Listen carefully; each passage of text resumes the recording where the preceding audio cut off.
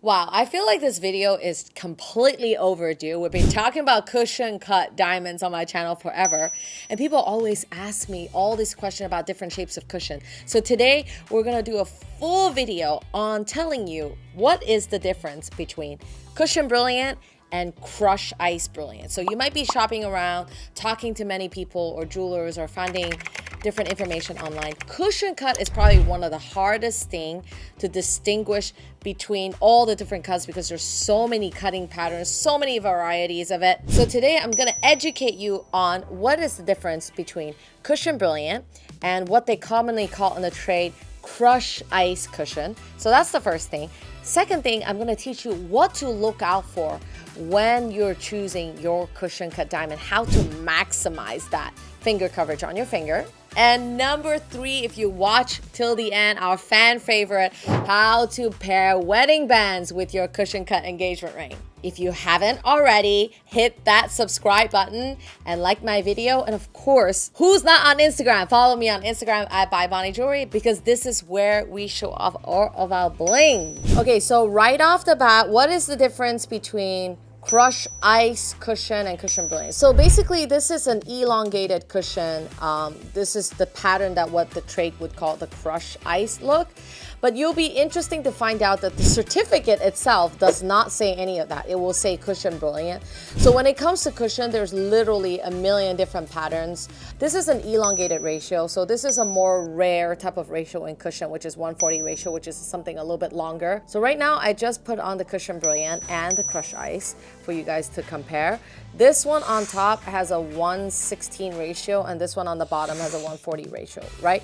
So what is the difference? The difference is that Cushion Brilliant will resemble more of like the facet, the larger facets of like what a round diamond would look like, okay? And then the Crush Ice is gonna look more like literally you take a bag of ice and you crush it. And some people are like, oh, what is better? So first thing I want to address is that there is no such a thing as what's better. It is absolutely your personal preference on what shape you are more drawn to. Some people really like that glitter and some people want something a little bit more muted.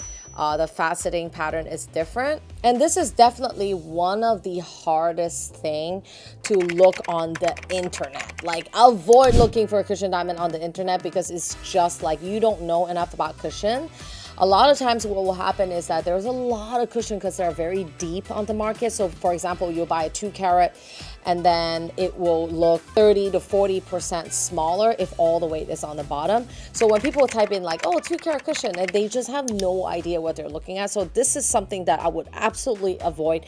Number two, how to look for the best cushion for your finger. Well, first of all, curation is really important, right? So if you are a seasoned jeweler, you would know, okay, what typical measurements you're looking for, spready looking cushion. So you hear those terms, right? Oh, it's a cushion that's very spready.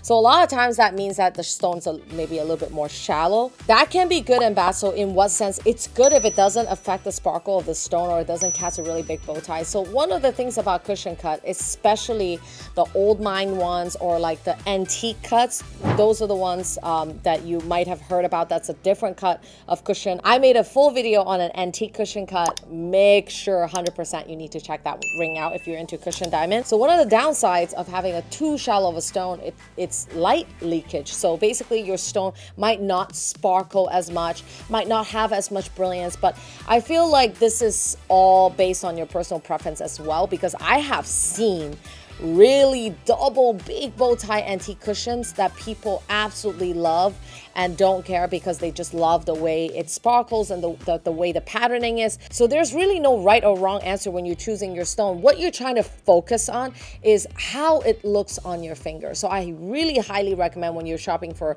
a cushion cut diamond, at least getting the visual of that stone. Do not go into it blindly. Check the measurement and see, okay, is this a spready cushion that will look really good and that really achieves what you're looking for?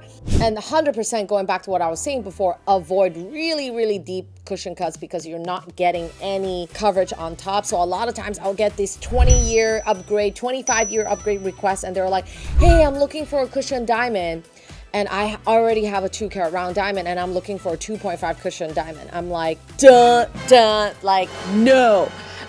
right off the bat, I just say no, and they get like, oh, what do you mean no? This is what I've been dreaming of. I'm like, if you get a 2.5 carat cushion and you already have a 2 carat round, your cushion diamond, unless it's a very shallow, long cut stone, it's going to look smaller than your round. So do your due diligence when you are searching for a cushion cut diamond. Make sure that you're not getting a stone that's smaller than what you have imagined in your head or compared to the Pinterest photo.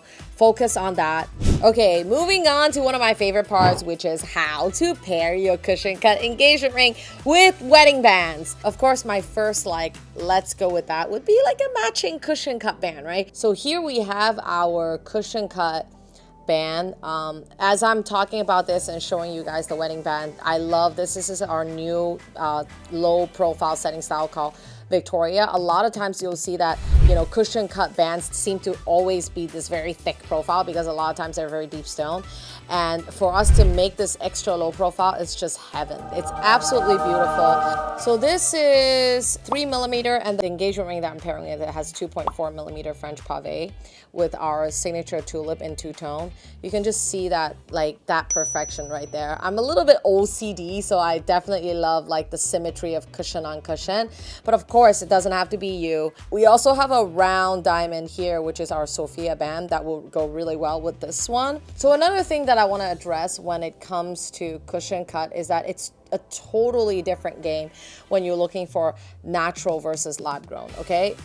Because there are so much rough material to cut in laboratory grown cushion, you can pretty much get all patterns, all shape, custom cut it however you want, brilliant or elongated. But in natural, it is much rarer to cut cushions in the brilliant cut way because it loses so much more rough than you would cutting like a modified brilliant or something that's a little bit deeper. So when you're shopping for either natural or lab, a lot of times you'll see a perfectly cut lab stone and someone will be like, oh, I want that in natural, but it's not available. So that's something that you need to keep in mind if you're shopping for a cushion cut natural versus lab grown. Now I want to show you our Haley collection, but with an elongated cushion cut. You'll see that this is an extra low profile ring. So with a 3 carat center, especially elongated stone, I highly recommend this type of setting because it doesn't protrude out on your hand as much and then it doesn't hit stuff. But the one thing that you need to consider when you have a lower profile ring is the wedding band, if you go with a traditional straight band, is not going to sit flush, right? I talk about this in literally every other video of mine. You're gonna run into this issue. So plan your wedding band. I can't say that enough, but we have come up with a solution, which is like our contour band. So you can definitely wear this band, and I custom make it to every single center stone shape that we have. So for example, this was made for an oval, so I'm just gonna show you guys the idea, but you can get this made for a cushion. Basically, it will just go on perfectly flush like that, and then you'll see no gap between engagement ring and wedding band, especially if you want a thicker band. We also make these open claw or V-shaped band that can also be a really good option if you're looking for something more dainty. See how that completely sits flush? Woo, that was a lot of information. I hope you learned a lot. I absolutely love our cushion collection. So if you are searching for the perfect ring, either with me or anyone else, please make sure you ask the right questions and you do your research so you know exactly the look you're going for. Tell me which one of this ring was your favorite in the comment below, and tell me what other videos you guys want to see, because I definitely love making contents for you guys when it comes to diamonds. Make sure you like my video, subscribe to my channel, and I'll see you on Instagram or on YouTube next week. Bye!